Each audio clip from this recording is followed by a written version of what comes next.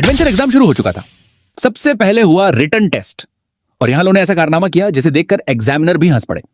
उसने हर एक सवाल गलत किया था। उन्हें लगा कि यह बस एक अनपढ़ गांव का लड़का है जो गलती से यहां पहुंच गया है। लेकिन असली परीक्षा अब भी बाकी थी। प्रैक्टिकल टेस्ट में सभी उम्मीदवारों को एक खतरनाक जंगल में भेजा गया। हर कोई अपनी अपनी स्पेशलिटी के हिसाब से दुर्लभ चीजें इकट्ठा करने लगा। कोई तेज रफ्तार पक्षी का पंख लाया, कोई कीमती अयस्क लेकर लौटा। तभी सबकी नजर एक लड़के पर गई जो जमीन पर घसीटते हुए एक विशाल लाल भालू की पूरी लाश लेकर आ रहा था।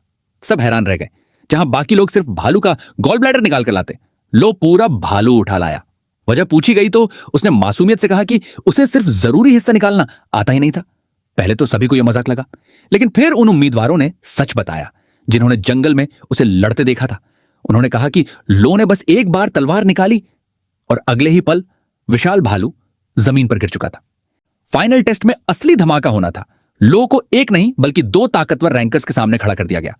एक तरफ था दुनिया के मशहूर मार्कमैन परिवार का जीनियस तीरंदाज एडी मार्कमैन और दूसरी तरफ था ऑल डार्सिस, एक ऐसा मर्सिनरी जिसने अकेले पूरे अपराधी संगठन का सफाया कर दिया था। दोनों को लगा कि इस गांव के लड़के के खिलाफ साथ लड़ना उनकी बेइज्जती है। जैसे ही मुकाबला शुरू हुआ, एडी का पहला तीर बिजली की रफ्तार से निकला, लेकिन लो ने उसे आसानी से चकमा दिया और सीधा ऑल की तरफ टूट पड़ा। कुछ ही सेकंड में दोनों के बीच इतनी तेज तलवारबाजी शुरू हुई कि दर्शकों की आंखें उनका पीछा ही नहीं कर पा रही थीं।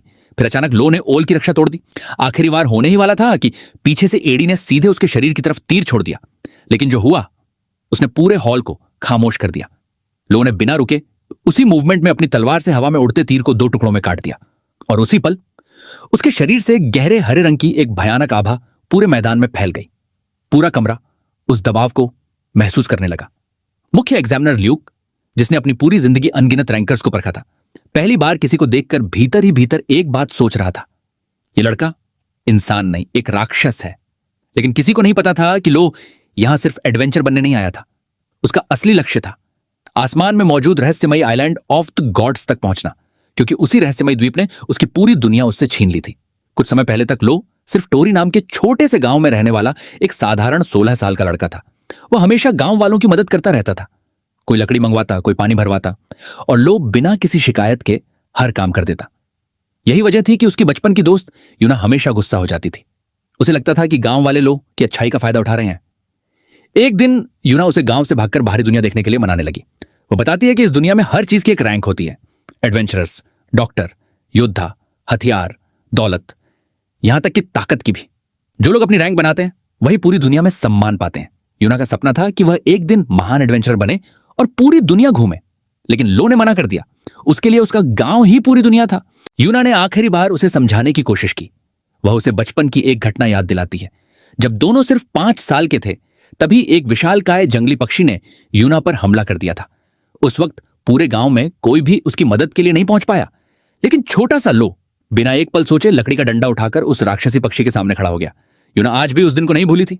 उसे पूरा विश्वास था कि जब भी लो सच में अपनी पूरी ताकत लगाता है, वह किसी भी इंसान से कहीं ज्यादा खतरनाक बन जाता है।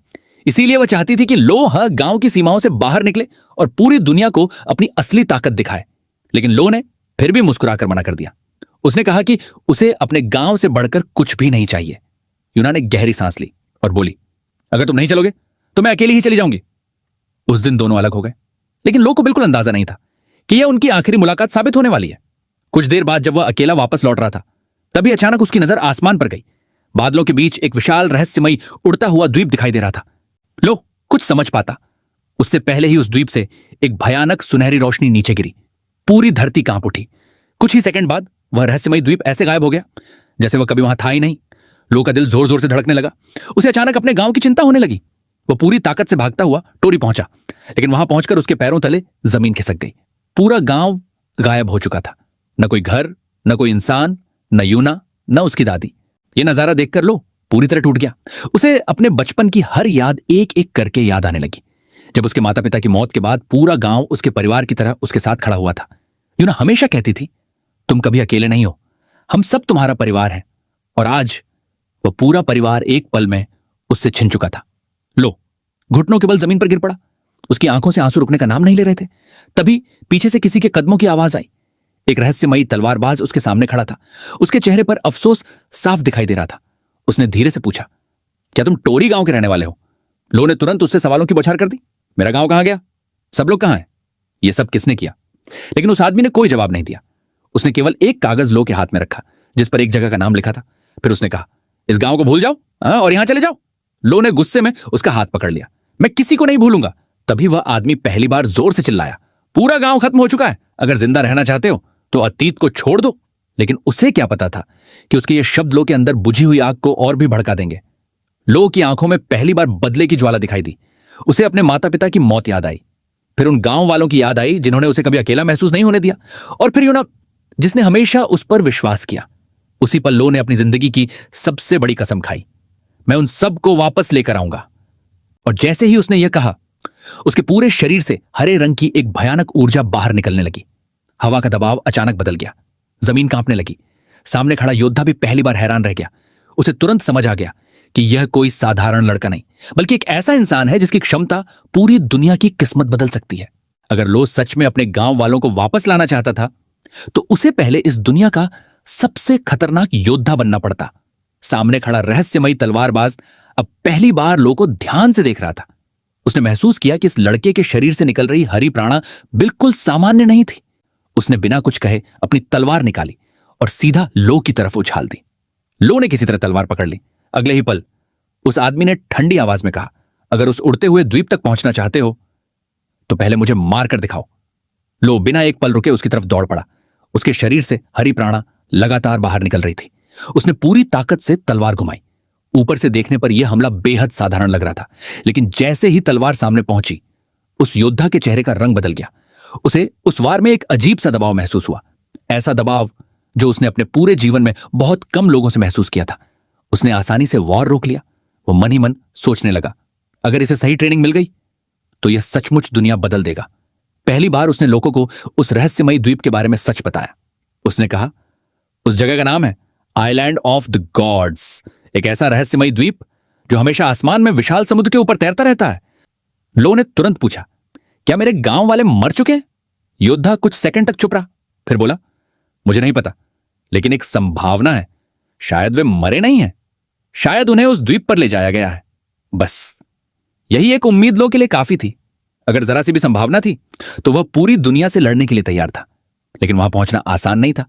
योद्धा ने कहा, उस द्वीप तक जाने का सिर्फ एक रास्ता है, एडवेंचर रैंकिंग। लो हैरान रह गया।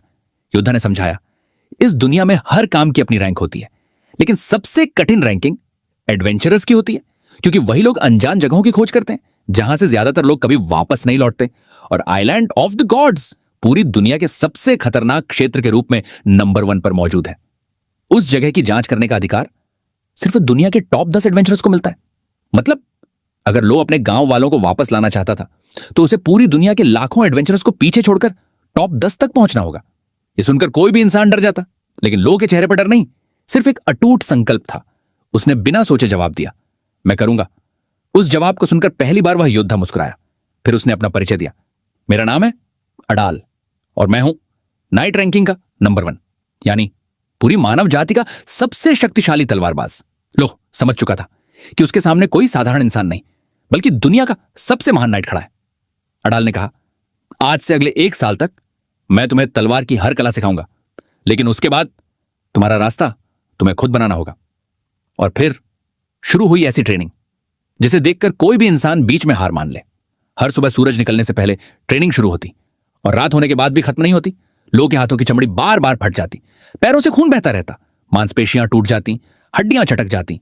कई बार तो उसका शरीर इतना घायल हो जाता कि उठकर खड़ा होना भी नामुमकिन लगता। उसका मानना था कि जो इंसान मौत जैसी ट्रेनिंग सह सकता है उसी के अंदर दुनिया बदलने की ताकत होती है। आखिरकार पूरा 1 साल बीत गया।